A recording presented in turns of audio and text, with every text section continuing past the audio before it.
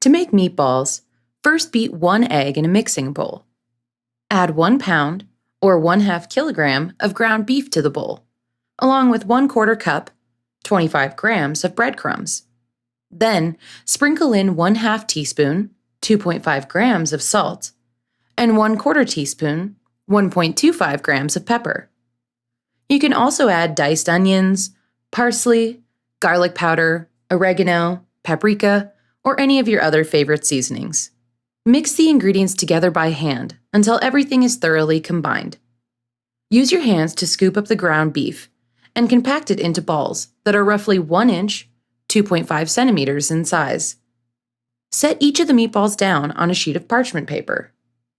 Next, preheat your oven to 350 degrees Fahrenheit, 175 degrees Celsius, and spread a thin layer of olive oil across the bottom of the baking dish. Line the baking dish with the meatballs so that there's 1 inch, 2.5 centimeters of space between each meatball. Bake the meatballs for 15 minutes. Finally, remove the dish from the oven, flip the meatballs, and bake them for 5 more minutes.